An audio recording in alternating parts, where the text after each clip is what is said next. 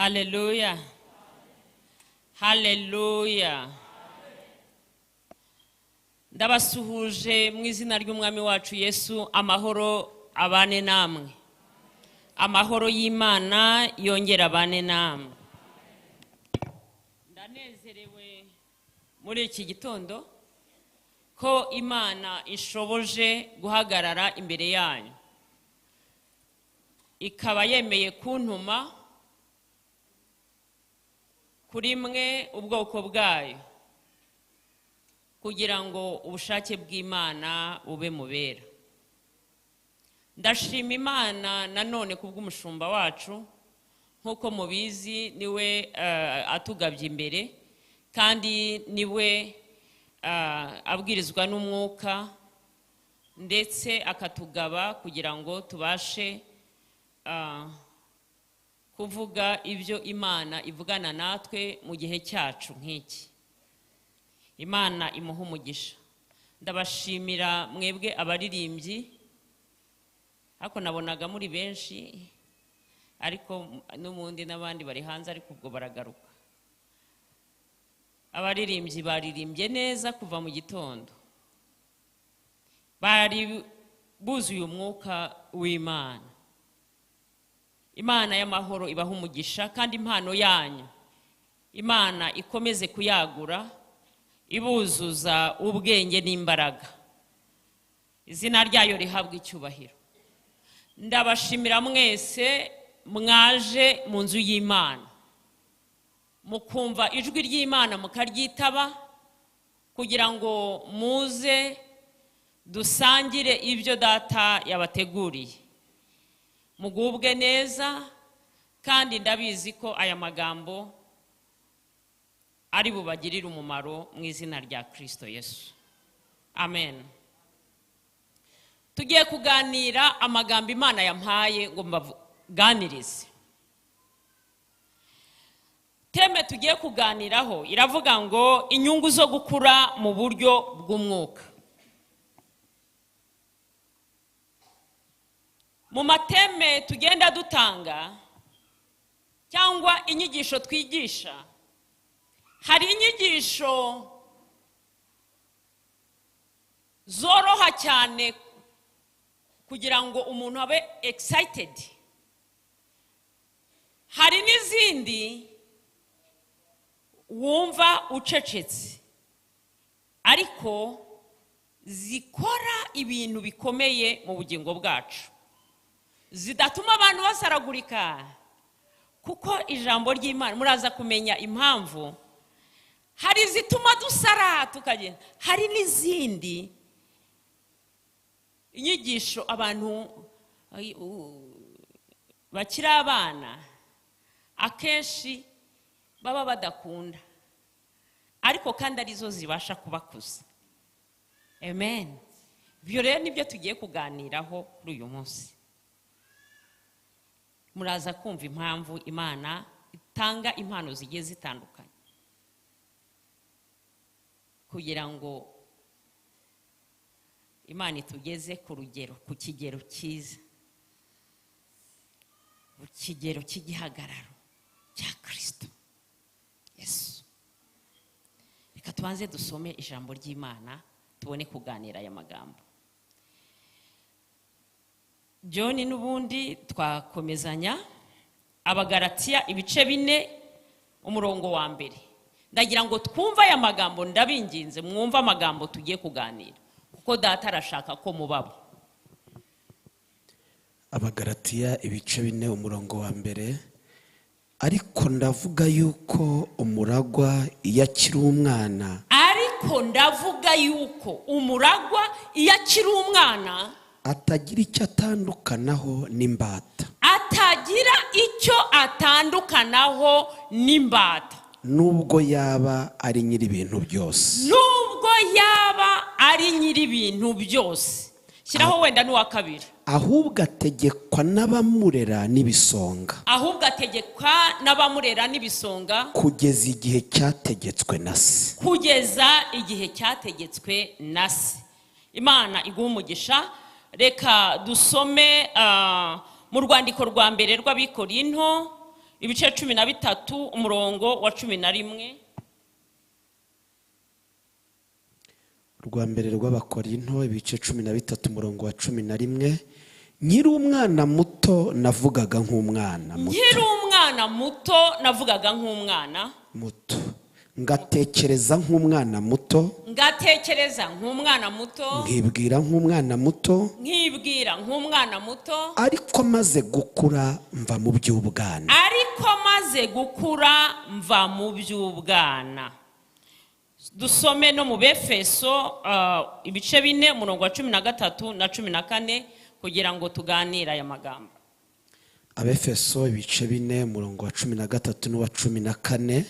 Kugeza ubwo twese tuzasohora kugira ubumwe bwo kwizera no kumenya umwana w'Imana. Yego. Kandi kugeza ubwo tuzasohora kuba abantu bashyitse. Kuba abantu bashyitse. Bageze ku rugero rushyitse. Bageze ku rugero rushyitse. W'igihagararo cya Kristo. W'igihagararo cya Kristo. Kugira ngo tudakomeza kuba abana. Kugira ngo tudakomeza kuba abana. Dutereganwa n'umuraba. Duteraganwa n'umuraba.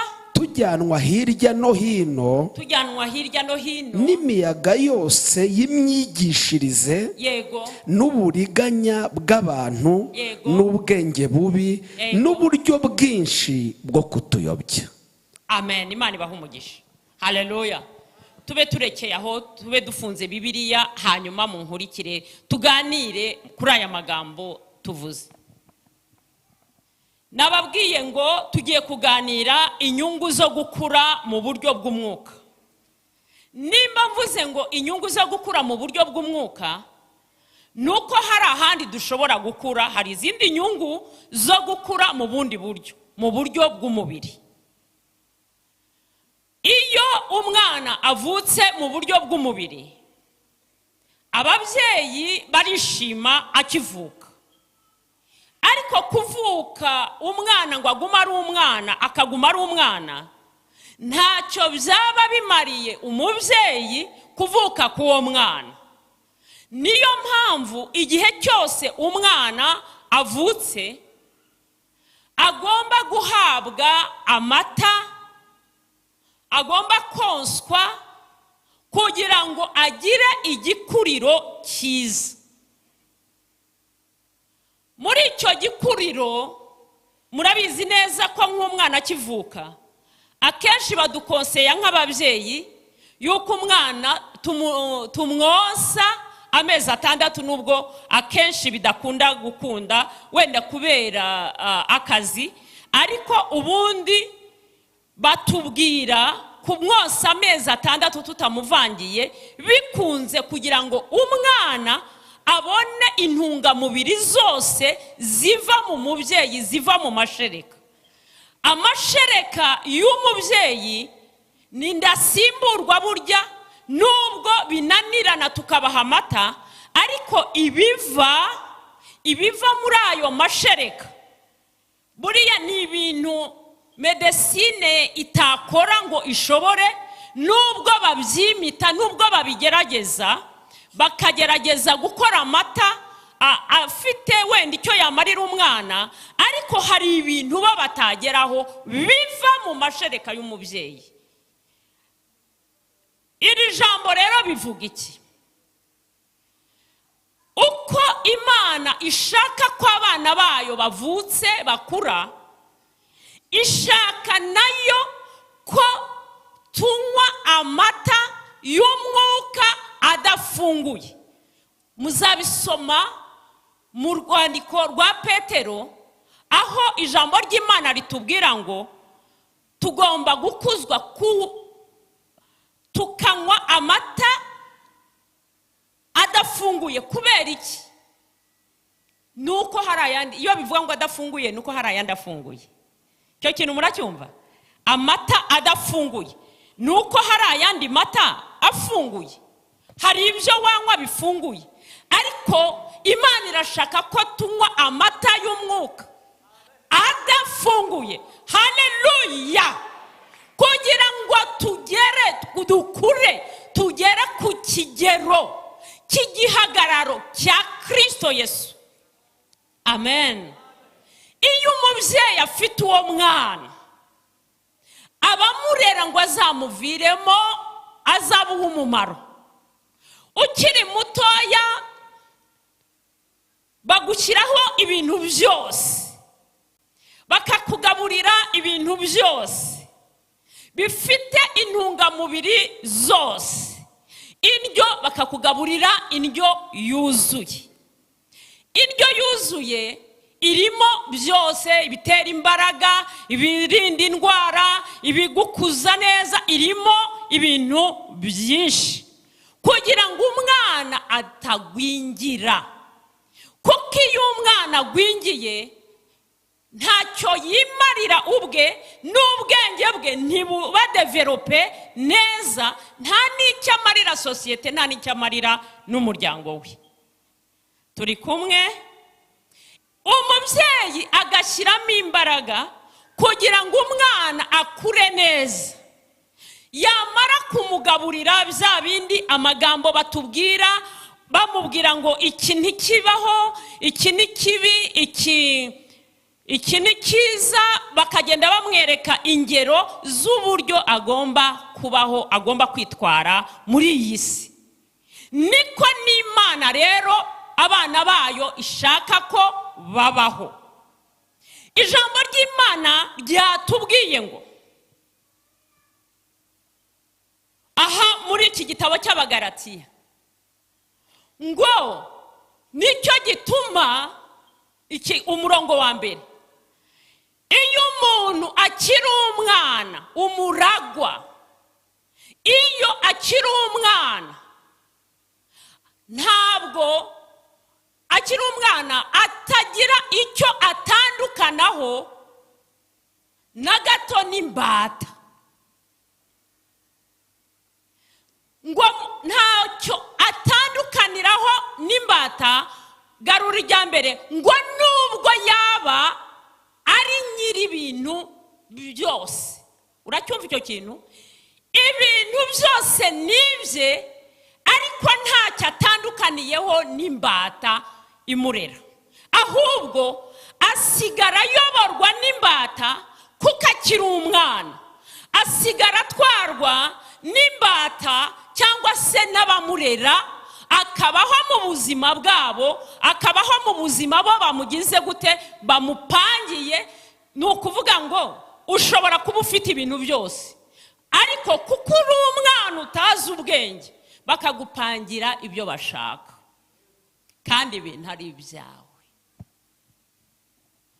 Kuko uracyari umwana ntushoboye kubireklama, ntuzi ibyawe, ntuzi icyo bikumariye, ntuzi aho biri, ntuzi icyo wabikoza. Uracyari umwana, ntuzi uburyo wabibyaza umusaruro. Ahubwo imbata cyangwa ukurera niwe abasha kubikoresha kugira ngo akugenere weho kandi uri nyiri byose. Turi kumwe? Haleluya. Ndabizi ko aya magambo agoye kumva ku bana, ariko aya magambo ni yabakuza. Amen. Kugira ngo mukure, mukwiriye kurya ibyo kurya by'umwuka, mukanywa amata y'umwuka adafunguye. Mu gitabo cya Yesaya kiriraho ibice 7, umurongo wa 14 na 15. Murebe Yesu aza muri iyi si. Yesu aza muri iyi si yaje, nicyo kizatuma Uwiteka ubwe ari we uzabihera ikimenyetso. Dore umwami azasama inda, azabyara umwana w'umuhungu, amwita izina Emmanuel. Hanyuma umurongo wa 15, amata n'ubuki nibyo bizamutunga kugeza. Uwo ninde? Uwo mwana turi kuvuga ninde? Ni Yesu. Amata n'ubuki nibyo bizamutunga kugeza ubwo azamenya, kugeza aho azamenya ubwenge bwo kwanga ibibi agakunda ibyiza. uwo ni Kristo Yesu.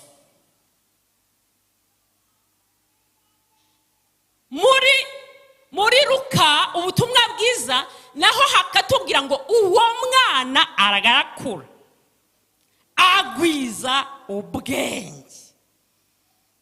Haleluya. Yesu aza muri iyi si yaje ari umuntu nkatwe, ariko kandi murabizi ko yari Imana 100%, ariko ari n'umuntu 100%. Yagombaga kubanza kubaho nkatwe kugira ngo atubere icyitegererezo cy'imibereho twebwe tuzabaho twebwe abantu. Dukomere Imana yacu amashyi. Yesu amaze kuvuka nk'uko tubisomye ngo mwana Imana itegeka ko azatungwa n'amata n'iki n'ubuki. Wenda uyu munsi turivugira ku mata y'umwuka, ubuki turabureka, ariko ubuki mbuvugeho gatoya.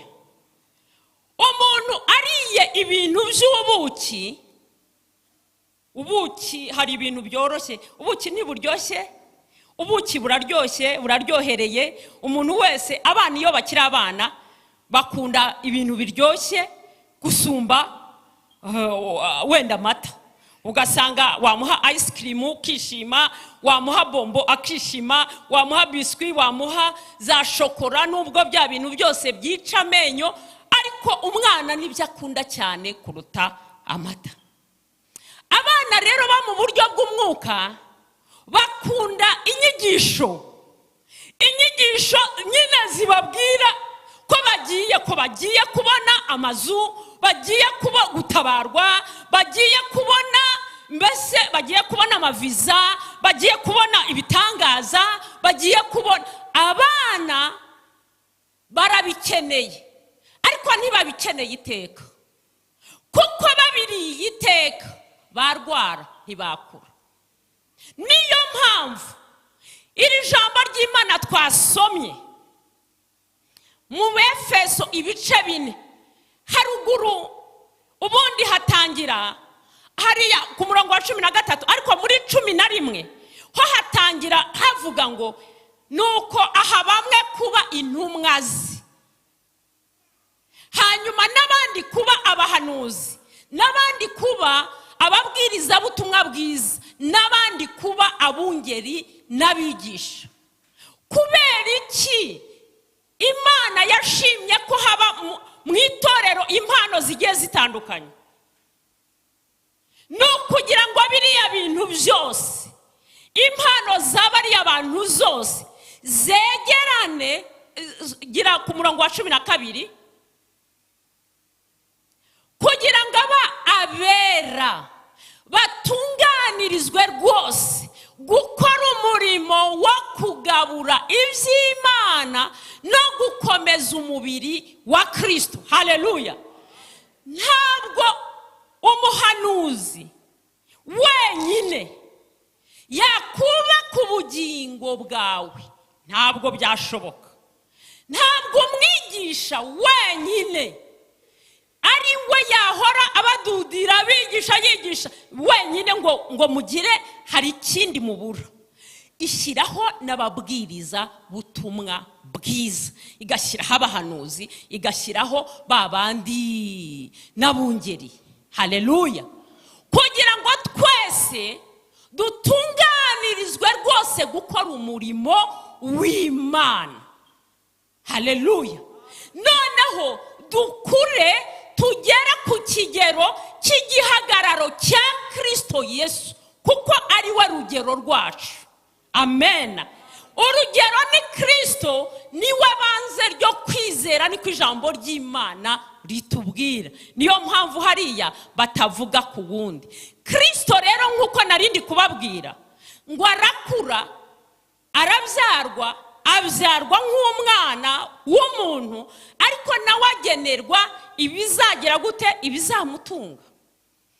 Amata y'umwuka, amata n'ubuki ngo nibyo bizamutunga. Hari abavuga ko ari isezerano rishya, bakavuga ko ari n'isezerano rya kera, ariko ibyo tubyihorere, twivugire ku mata y'umwuka atagize gute, atagize gute, ataridiriwe, atavangiye. Haleluya. Iyo tuje tukavuka tukamenya Kristo nk'umwami n'umukiza, tuba tuvutse muri ubu bwami. Ariko igikurikira ni ukurerwa. Kurerwa rero turerwa n'amata y'umwuka adafunguye, ijambo ry'Imana. Hari ibyo tubanzirizaho, shyiriramo mu Baheburayo 6 umurongo wa 1 n'uwa 2. Hari ibyo tubanzirizaho by'inyigisho za mbere umuntu wari we wese agomba kumenya. Inyigisho za mbere nicyo gituma, soma aho hasome ibyo Abaheburayo 6. Abaheburayo ibice 6 umurongo wa 1. Nicyo gituma dukwiriye kuba turetse guhora mu byambere bya Kristo. Nicyo gituma dukwiriye guhora turi mu byambere, guhora turi mu byambere bya Kristo. Nicyo gituma dukwiriye kuba turetse guhora mu byambere bya Kristo, tukigira imbere. Tukagira gute? Tukigira imbere. Tukava mu bwana noneho tukagira gute? Tukigira imbere. Tugera aho dutunganirizwa rwose. Tugera aho dutunganirizwa rwose. Twe kongera gushyiraho urufatiro bwa kabiri. Twe kongera gushyiraho urufatiro rwa kabiri, ari rwo kwihana imirimo ipfuye no kwizera Imana. Ari rwo kwihana imirimo ipfuye. Nibyo twarabyihanye, twarize. Urakomeza n'uwo murongo wa 2.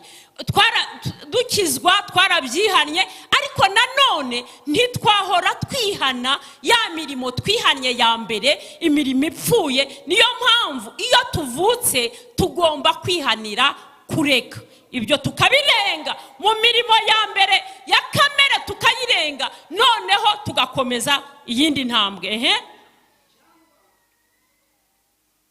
Cyangwa ngo twongere kubigisha ibyo kubatizwa no kurambikwaho ibiganza. Ibyo kubatizwa no kurambikaho ibiganza no kuzuka. Burekeye aho, ibyo kubatizwa tubigisha ibyo kubatizwa igihe umuntu, iyo umaze kuvuka muri ubu bwami, igikurikira ni ukubatizwa. Ni nayo mpamvu Yesu yabwiye abigishwa be, arababwira ngo abizera mugende mwigishe abantu bose hose, ngo uwizera akabatizwa azagira gute? Azakizwa, azababarirwa. Ni ukuvuga ngo kubatizwa ni ikintu tugomba kumenya. Wenda sindi bwigishe cyane ku mubatizo, ariko nawo umuntu agomba kuwumva neza impamvu agiye kubatizwa. Tukamenya impamvu Kristo yagiye muri Yorodani kandi yari Imana, kandi yaravuye kwa se, ariko umunsi abatizwa akaba ariho inuma yaje ku bitugu bye ikamuhamya, ikavuga ati uyu ni umwana wanjye nkunda, namwe nimumwumvire. Haleluya. Ibyo byose tukwiriye kubimenya. Hanyuma rero ngo no kurambikwaho iki? Ibiganza. Kurambikwaho ibiganza. Hari abantu batazi ikintu bita kurambikwaho ibiganza. Uraza gukomeza mama. Ibiganza dugikizwa babiturambitseho, ariko ntidukwiriye guhora nk'ababana duhora tuvuga ngo ndambikaho ibiganza. Ntabwo muzi ikintu bita kurambikwaho ibiganza. Nimba umuntu mubi urimo imyuka mibi akurambitseho ibiganza, uzi ko bya biganza bishobora kugutransimetamo iyo myuka mibi cyangwa imbaraga zimurimo? Icyo kintu murakizi? Abana benshi, abantu bagikizwa, umuntu araza uwo ari we wese ndambikaho ibiganza. Muzi icyo ari cyo ndambikaho ibiganza? Muzi afite iki? Muzi arwana n'iki? Muzi ari muntu nde? Nimba ufite umushumba wawe, genda kurambikaho ibiganza ku kintu runaka, ugenda ariko wikwemera ibiganza by'abantu bose, kuko byose ntibyejejwe, byose ntibifite ubuzima, hari ibifite urupfu. Umuntu ashobora kukurambikaho ibiganza afite ubusambanyi muri we, ako kanya bugahita bukujyamo, kandi ngo wagiye ngo agusengere ngo akurambikeho ibiganza. Murabizi akenshi iyo baturambikaho ibiganza bakora ku mutwe. Ubwo murabyumva ibyo ari byo? Murumva ibintu bibaye transmit, umutwe wawe, ubwenge bwawe, ibyawe byose biragiye, akurambitseho, agusengeye, ibimurimo ikiganza cye kiraguhumanije kandi we ntubizi, ntuzi ibyo urwana nabyo.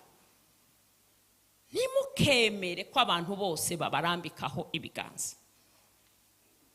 Mujya mugasengana n'abantu, wenda ufite ikibazo runaka, nimba ugisengeye gisengere, ariko si ngombwa kubwira umuntu uwo ari we wese ngo n'abandi wenda ngo baranaguhanuriye, wenda ntuzi nimba ari nabyo, ngo ndambikaho ibiganza ngo sengera iki n'iki. Ibiganza birambikwaho n'umuntu uzi wizeye ibiganza bye. Dukomere Imana yacu amashyi. Ibyo biganza byakuzanira umuvumo. Ushobora kuba ari umuntu w'inyasi, ari umuntu w'umuvumo Imana yavumye, yakurambikaho ibiganza umuvumo ukakujyaho. Dukwiriye gukura tukamenya amahame y'ubu bwami. Do balandre vai de kia sia de pai. Ni nayo mpamvu natwe nk'abashumba tudakwiriye gushyira ibiganza ku bantu abari bo bose. Sinzi ko hari umuntu byari bizabaho nkanjye wajya gusengera umuntu ukumva ubujijwe kumurambikaho ibiganza, ukamusengera gutya, ugasenga gutya, kavuga ngo mu izina rya Yesu Kristo gutya. Igihe cyose utizeye imbaraga cyangwa se ubujijwe n'umwuka w'Imana, jya wumvira umwuka, wumva umwuka ukurimo. Nimba dobela kiyasiya deba vergona pai, nimba kwemerera kumurambikaho ibiganza, murambikaho ibiganza, kuko ushobora gusanga ari umunyamuvumo gutyo gusa. Nimba atakwemereye, gira gutya, wigendere, musengere. Ni kurambikwaho ibiganza. Ibyo ni iby'abana. Wari we wese arasengera, wari we wese sengera, wari we wese sengera. Niyo mpamvu muhabwa ababyeyi, niyo mpamvu muhabwa abashumba. Ntabwo ari umuntu wari we wese yaguhesha umugisha, ntabwo ari umuntu wari we wese yagusengera ngo ako kaga kakuveho, ahubwo ashaka kugusengera kakiyongera. Niyo mpamvu umuntu wari we wese ntakakurambikeho ibiganza. Hanyuma ngo nakuzuka kw'abapfuye, ibyo twarabyigishijwe. Hanyuma n'iby'ubu urubanza rw'iteka. Reka mbabwire, nuranka biriya bintu akenshi tubyiga ego abantu bagikizwa, bakiri hariya batarabatizwa. Ariko nk'ubu tuvuze ngo dukoze seminere, mwumva ukuntu abantu bakunda ibintu gusa by'ubuki, tukavuga ngo dufite seminere yo kuvuga ngo urubanza rw'iteka, ngo tuziga ibijyanye n'urubanza, tuziga ibyo tuzirwa ibyo kuzuka kw'abapfuye. Mwese aha hashobora kuza tukajya tubona abantu 15 cyangwa 20, abandi mwese izo nyigisho ntabwo muzishaka. Tukavuga ngo hano hantu, tukavuga ngo teme tugiye, ubu nukuvuga ngo tugiye gusabira abantu bose umugisha. Abantu tugiye gusaba umugisha. iyi teme iki cyumweru cyose umushumba azaba asengera abantu kubona umugisha cyangwa akiza abarwayi, gusengera abarwayi bose bakire. Ayo materaniro wababwira ku mwuka wera, wababwira kuzuka kw'abapfuye, wababwira urubanza rw'iteka, ntabwo hanyuma akababwira n'ibyo bibiri mbabwiye ayo mateme. Izo teme zose zagira abantu batandukanye. Kubera iki? Kubera yuko tutazi ibyatugirira umumaro. Umwana ushobora gushyira ibintu hano imbere ye, ugashyiramo ikintu gifite umumaro, ushaka kumuha bombo y'agati, reka ntange nk'ako kagero, bombo yo ku gati, ugashyiraho n'izahabu hariya, ukamubwira uti toranya. Umwana yatora bombo yo ku gati. Ndabeshya? Siko mubitekereza namwe? Kuko atazi agaciro k'izahabu ntabwo yayifata. Ariko kuko bombo arayizi, iroroshye, iraryoshye, niyo yahita afata aka kanya. Kubera ki? Aracyari umwana. Ariko ku muntu wakuze, ku muntu ukuze azi agaciro k'izahabu, yahita afata izahabu akagenda. Wenda mvuze ikintu kinini, dushobora no kuvuga n'ikindi gitoya. Ikintu ufata n'ikintu ukunda biterwa n'ubumenyi ugifitemo.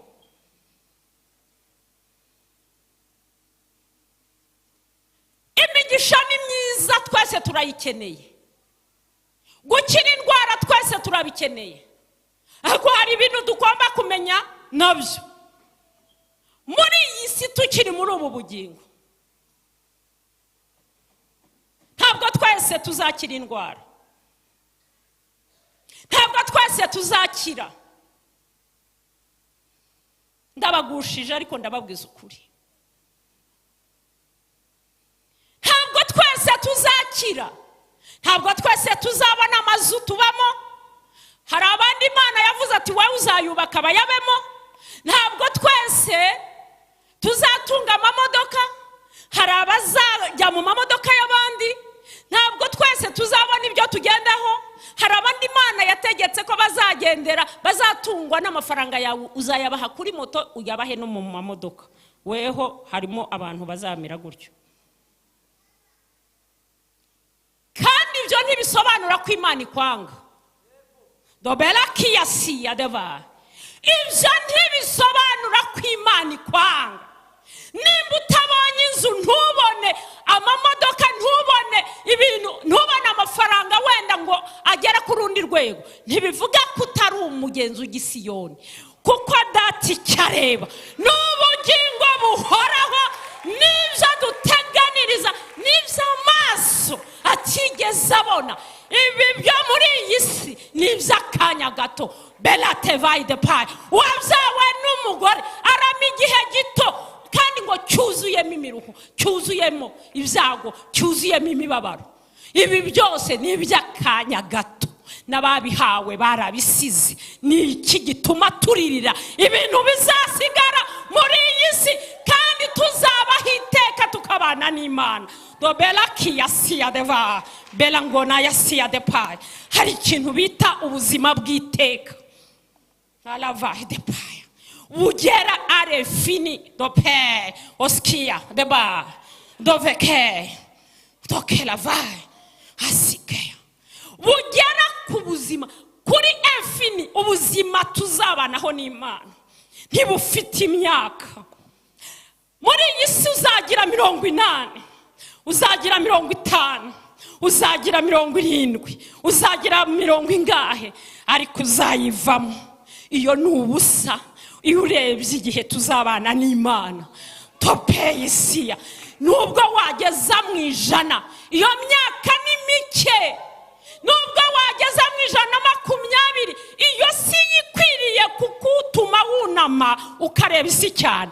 Ahubwo reba mu ijuru, reba aho tuzajya, reba aho tuzabiteka, reba aho tuzahabwa ubugingo bw'iteka. Tuve mu by'ubwana.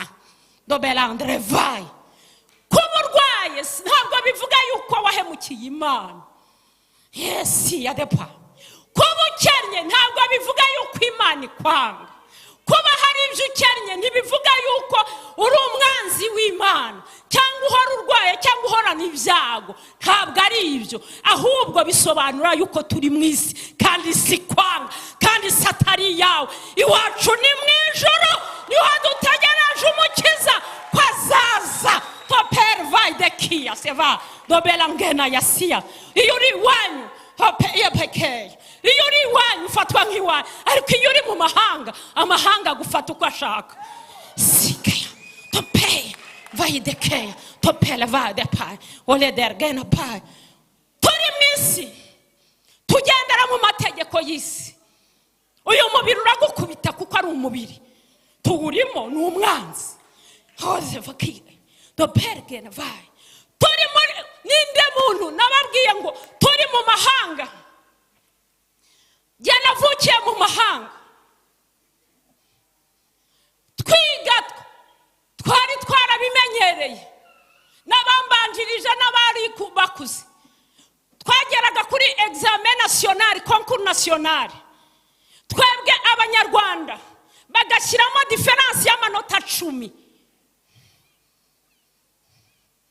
Abahungu n'abakobwa, umenya n'abahungu bo byari na menshi kurushaho, bagashyiramo umunyagihugu, umuturage weho kugira ngo uzatsinde mwariganye mu ishuri rimwe, ukongeraho amanota 10. Abana bagahera mu wa gatandatu, bagahera mu wa gatandatu kubera ko bari mu mahanga. Amahanga arakwanga, isi irakwanga. Ugomba kwiga ubwenge bwo kubana nayo. Ntabwo uzarya ubuki gusa ngo uhore utunzwe n'ubu. Ugomba kunywa amata y'umwuka we, umwuka udafunguye, ukamenya uburyo uzarwanana, ukamenya uburyo uzahanganana, ukarya ibyangombwa bigufitiye umumaro. Haleluya. Bela kuvaide pai. Reka mbabwire, ibyo turya, reka mbabwire, bifite intungamubiri zigiye zitandukanye.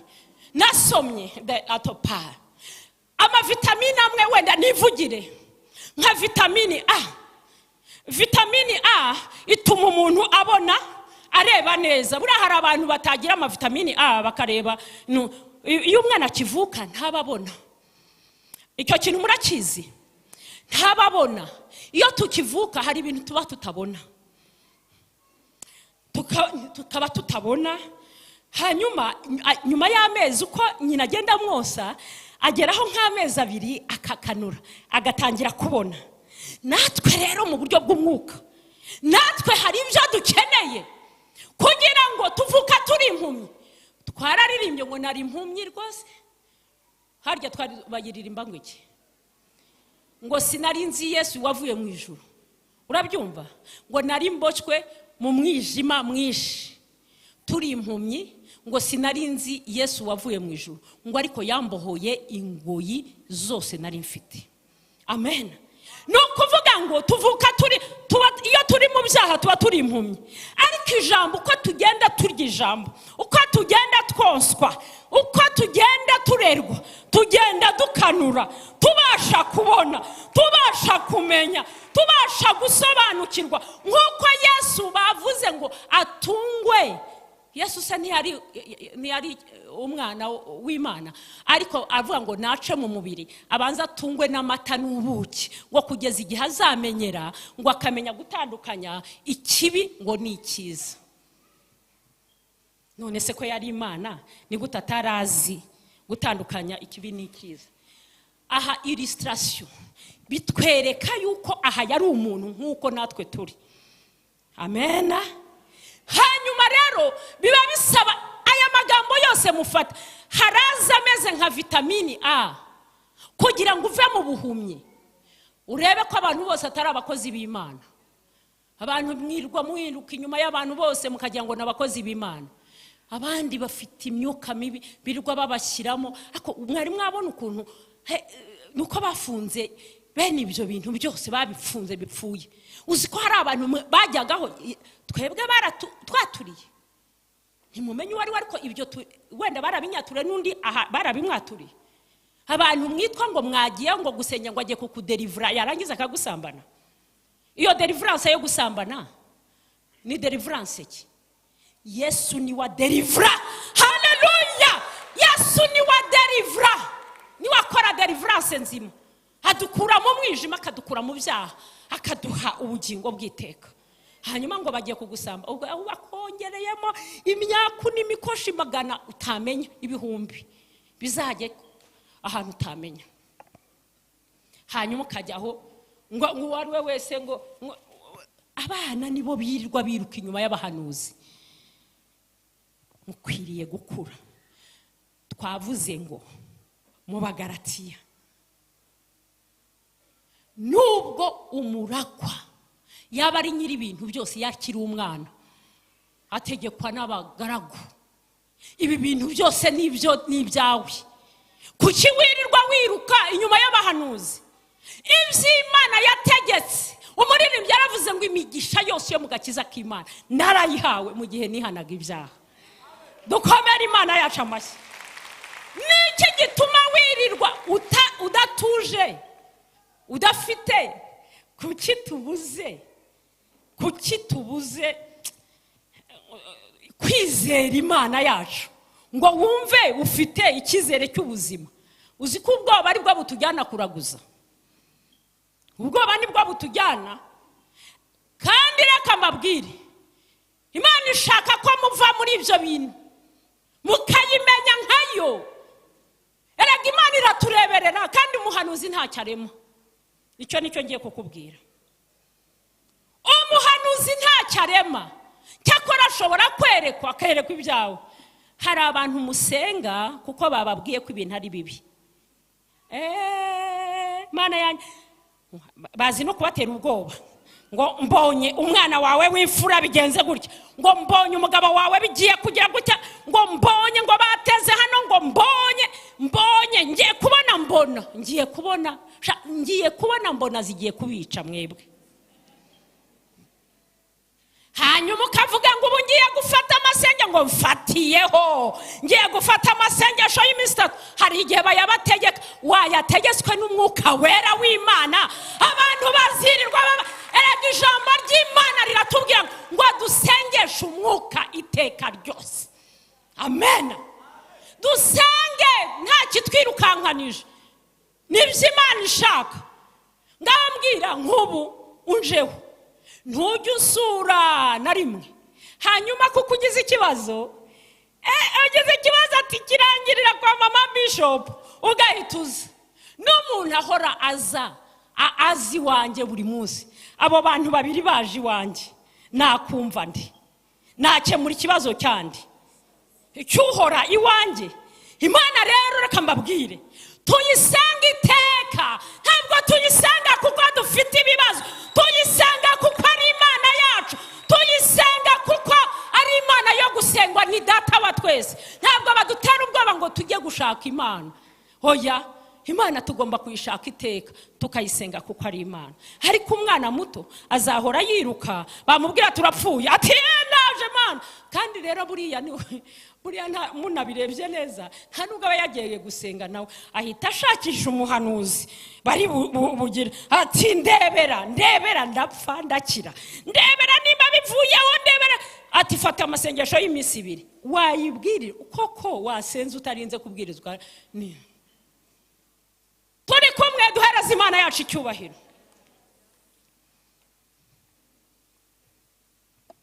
Ni byiza ko dusenga Imana. Nababwiye ngo izo vitamini tuzikura mu ijambo ry'Imana. Hari yindi vitamini, hari abandi yindi nayo nasomye ni vitamini D ikomeza imitsi. Hari abantu badakomeye, komeza amagufwa nako. Amagufwa ikintu cyose yikubise hasi. Baramvuze nikubise hasi, bandebye nikubise hasi, bagize gute nikubise hasi. Ikintu cyose kizakugusha, koko kikugushe wari ugakomera ayo magufwa yawe. Ugahora haleluya. Oya ry'umutsi mutera imbaraga.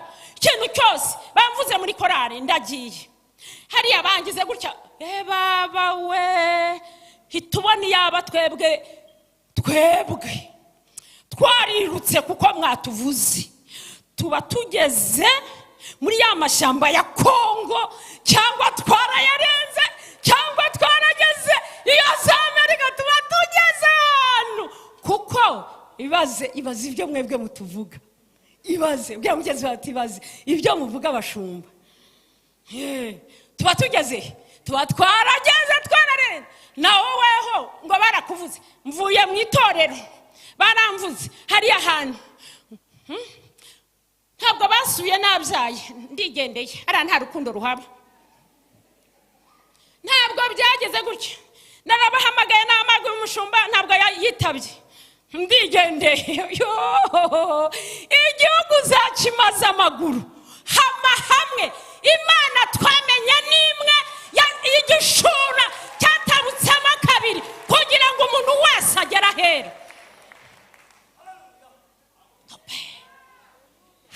hamwe waje gushaka Imana umushumba kuri imbere kugira ngo akuyobore nta bindi ubu tuba turi mu ikosi muri bana kosi bwa mugenzi wawe uti mwana kosi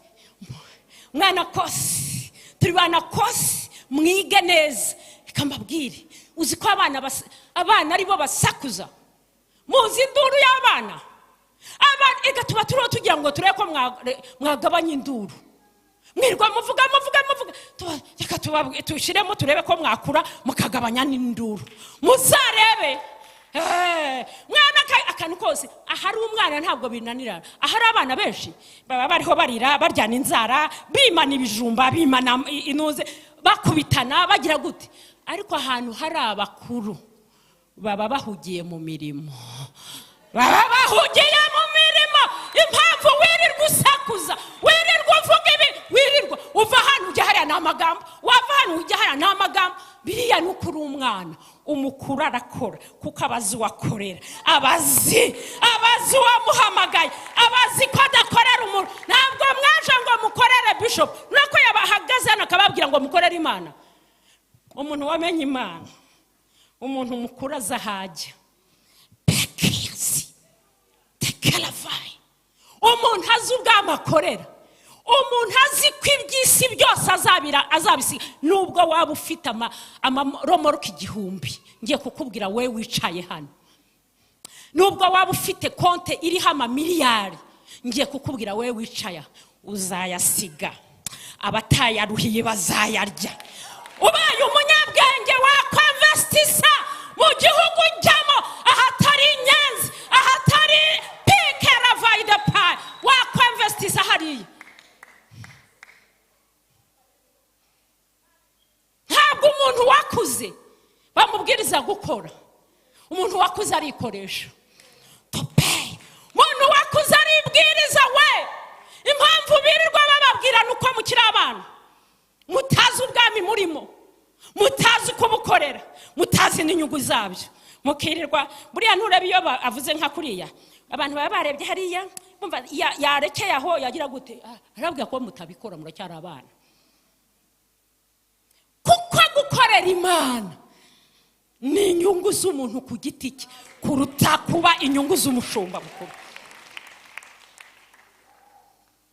bakayasiya davai kintu cyose ari abantu rero dukeneye amavitamini menshi nureba ko wicaye hano ariko ukagira ngo ntagira amatwi yo kumva ntagira nayo maso yo kubona agahora abwirwa n'abandi akagendera ku byo abandi bamubwira kandi yirirwa hano niba kubwira mama bishop cyangwa bakakubwira umushumba wagiye ndeba aho icyo ushaka cyose uzandebe uzangenzure urebe byose wigendera ku byo bakubwira wigendera ku byo barebye bafite amaso y'impumyi ahubwo we kanura we nimba ubona neza haleluya impumyi n'ubona ntabwo babona bimwe hari ubona ngo ndi kubona ibintu bisa n'umuntu ariko hari n'undi ubona umuntu dukomera Imana yacu abashyi irebere nibakubwira irebere niyo mpamvu dukwiriye kuva mu buhumyi Hari n'abandi rero we hari n'indi nasomye reka mbibwire 3 kubera umwanya. Vitamine K peke. Vitamine K ituma habaho coagulation du sang. Coagulation du sang nukuvuga ngo amaraso aravura. Urakomereka ariko kubera iyo vitamine amaraso ntaguma ngo akuvemo, ageraho akikowagira akarekeraho. Nubwo wakomeretse, nubwo waguye, nubwo byagenze gute, nubwo niyo mpamvu abatabifite baguma bava baramvuze byagenze gutya, wananiwe kubabarira, barakubabaje, baraguhemukiye, umugabo yaraguhemukiye, umugore yaraguhemukiye, abantu baraguhemukiye, ariko abo bose wananiwe kubabarira. Uhora uva kambabwire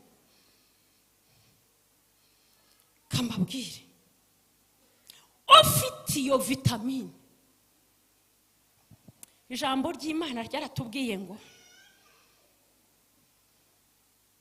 mu migani ngo turinde imitima yacu kurusha ibindi byose kuko ariho iby'ubugingo bituruka.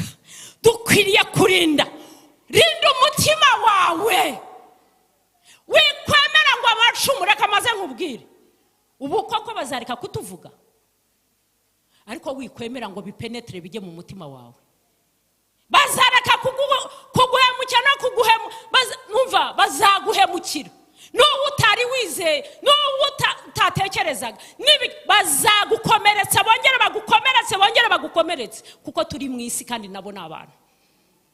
Ariko nureka ngo byose byinjiremo, wewe ndiwe uzaba uri kwicumita, wewe nyine niwe uzaba uri kwigirira nabi.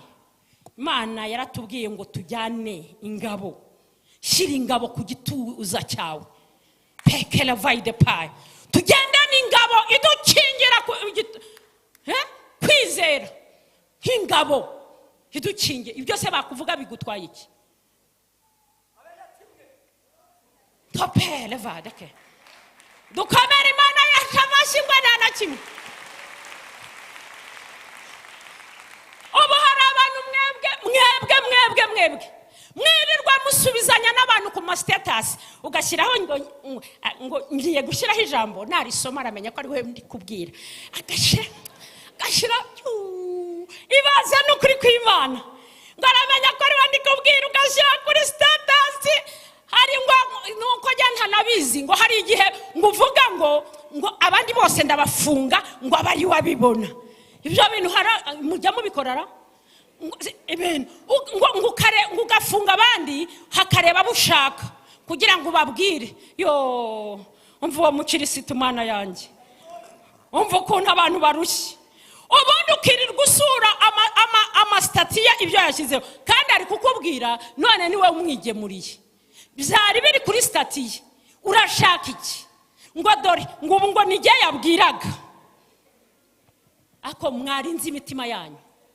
Nimba Teresa atagukunda cyangwa nawe wumva bitajyanye, cyangwa nimba ari kugukomeretsa, wabaye umubrotse.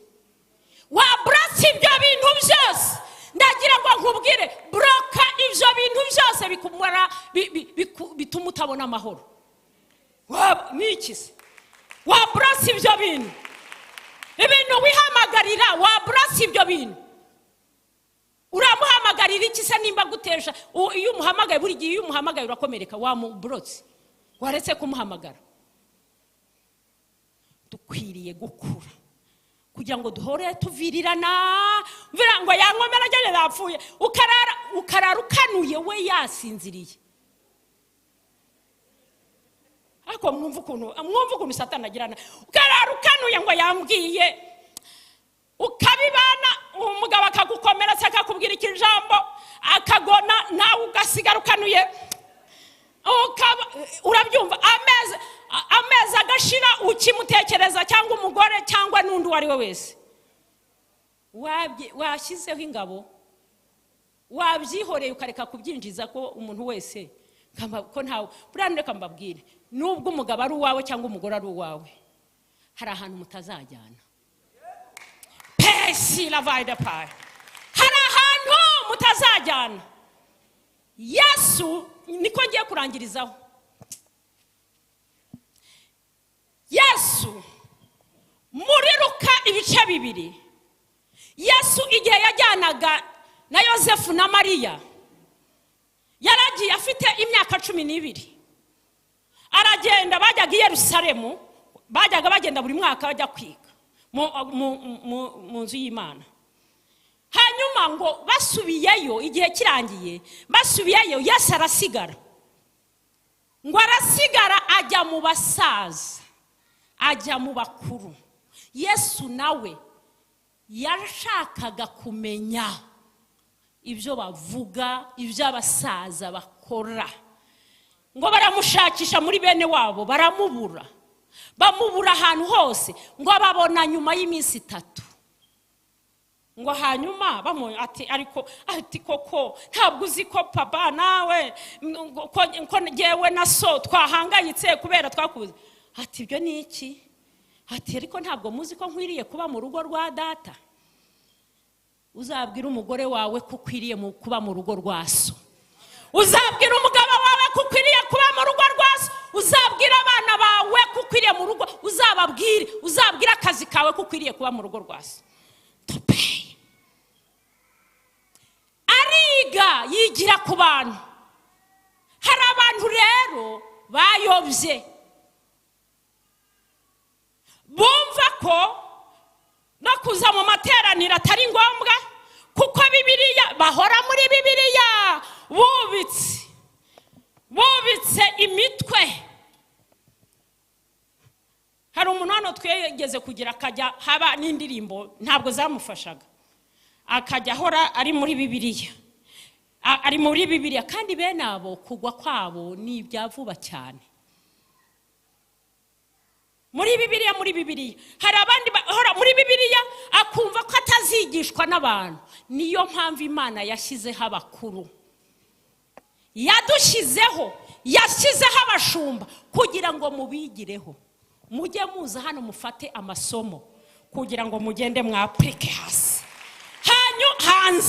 hanyuma musome Bibiliya tubagida tubereka uko umuntu abaho imibereho mishya yo muri Kristo Yesu tukabereka uko mugira ariko nuvuga ngo jewe ngo nzagena ngo asoma icyo gihe ntumenye uko bitwara ku bakuru ntumenye uko bavuga ntumenye uko bubaha abashumba ntumenye uko bakora ukumva ngo weho uziyigisha ntabwo uziyigisha kuko ugomba kubanza kumvira abakuyobora mbere yuko wumvira ibyo bindi mbere yuko Imana igukoresha siko bimeze oya abantu bose bameze ubwanwa ntibahise barongora cyari ikimenyetso cy'uko batangiye gukura wengo wakuze ngo wamenye gusoma cyangwa ngo wahanuye ngo ako kanya ngo jewe ngo nanjye ngo nashinga itorero niko bundi babigiraga ngo je nashinga itorero ntabwo ryubakirwa kuri ibyo ko wahanuye itorero ryubakirwa ku bwenge bw'Imana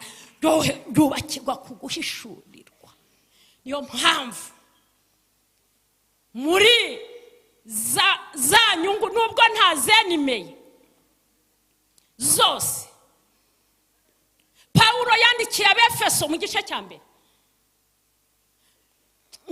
ngo mbasabira ngo maze kumva uburyo mwizeye Kristo mukamumenya mugakunda n'abera ngo mbasabira buri munsi udasiba kugira ngo Imana ya Kristo Imana ya data Imana data se umwami wacu ibashyirireho umurongo wa 15 hanyuma tunawusorezeho Abefeso igice cya mbere ngo ibahe ubwenge ngo se umwami wacu Kristo ngo ari nayo data w'icyubahiro ngo abahe ubwenge mubashe kuyimenya mumenye ibyo mwiringizwa niyo abahamagaye mumenye n'ubwishi bw'ubwiza bwe n'ibyo azaraga abera hari ibyo tuzaragwa bitari muri iyi si hari ibyo tuzaragwa. Abefeso igice cya mbere umurongo wa 15. Abo kuri media ngira ngo basinziriye. Ngo nicyo gituma nanjye niryo tugiye kurangirizaho, maze kumva uburyo mwizera umwami Kristo mugakunda bera bose. Komeza. Mbashimira Imana urudaca, nkabasabira uko senze, kugira ngo Imana y'umwami wacu Yesu Kristo, ariyo data wa twese w'icyubahiro, ibahe umwuka w'ubwenge no guhishura. Mudasenze nimudakura muzaguma mu by'ubwenge ntimuzamenya Imana. Muzaza mwishakaho imigati irangira, ariko iby'iteka ryose ntimuzabimenya. Ngo umwuka, ngo ibahe umwuka w'ubwenge no guhishurirwa bitume muyimenya. Dukeneye kumenya Imana. Hanyuma ngo amaso y'imitima yanyu abone uko ahweza. Sinabwiye se ko hari imitima, hari amaso aba agifunze ari impumyi, abone uko ahweza. Ngo mumenye ibyo mwiringizwa. Hari ibyo twiringijwe. Iyi mibabaro ni y'igihwayihwaye, ntabwo ikwiriye kugereranywa n'ubwiza tuzambika n'ibyo abera tuzaragwa iwacu mu gihugu cy'iwacu. Ngo mwiringizwa niyabahamagaye, mumenye n'ubutunzi bw'ubwiza bw'ibyo azaraga abera. Dushake turekeraho. Hari ibyo azaturaga tukiri muri iyi si, hari ibyo aduha bike bike kugira ngo, kuko arakuzi ukuri umunyantege nke, ataguhaye ushobora kuva hano wiruka. Ariko iyo dusomye muri iki gitabo twahoze dusoma cya Luka, Ana yapfakaye amaranye n'umugabo imyaka 7 gusa. Ariko ijambo ry'Imana riratubwira ngo kugeza kuri 84 igihe yabonaga Yesu Kristo, ihumure ry'Abisirayeli, ngo yagumaga gusenga, ngo aba mu nzu y'Imana, ngo yiyiriza ubusa agasenga, agakora umurimo w'Imana, ngo akaba mu nzu y'Imana.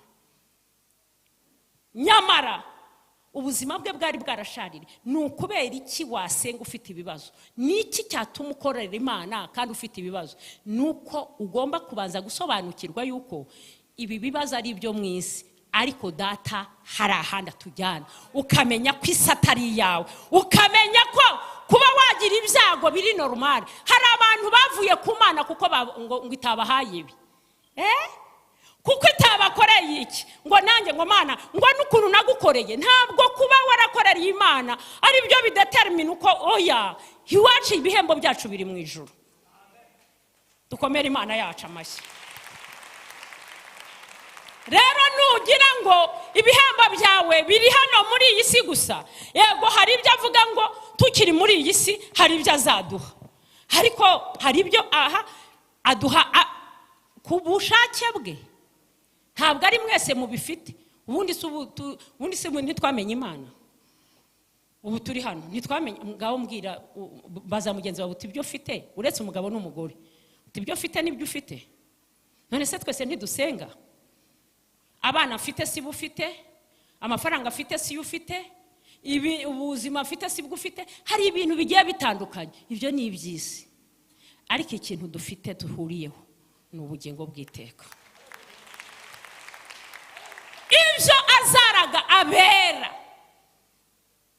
nibyo duhuriyeho, n'iby'amaso atigeze abona, n'iby'amatwi atigeze yumva, n'ibitarabashije kwinjira mu mutima wacu. Ni ukubana n'Imana iteka ryose, aho tutazongera kurira, aho tutazongera kwifuza ikintu kimwe, aho umubabaro uzaba urangiye.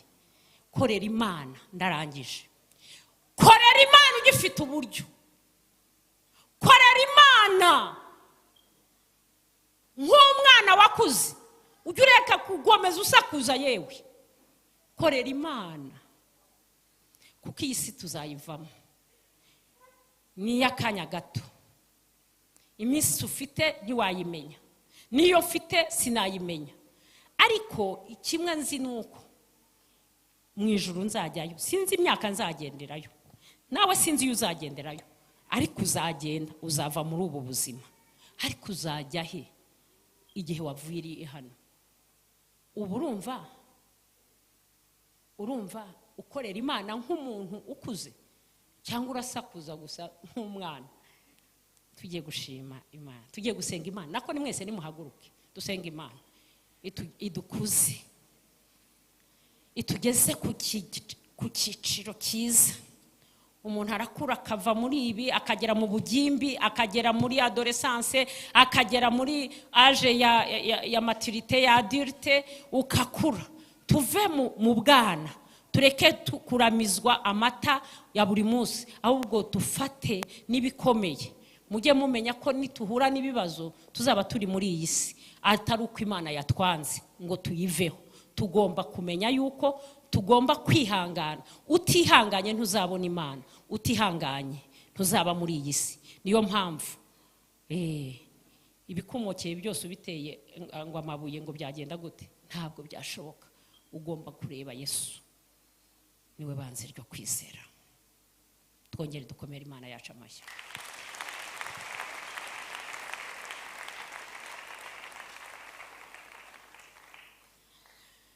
Mushumba, ubu ni ubwoko washyizwe imbere kugira ngo ubugeze iwabo amahoro.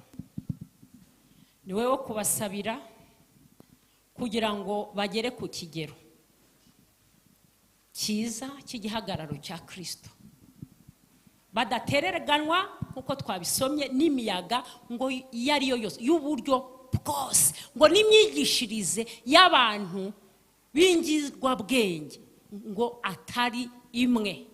Niyo mpamvu benshi birirwa batererana, ariko dukeneye umwuka wera w'Imana kugira ngo atuyobore muri iyo nzira. Imana ibahe umugisha.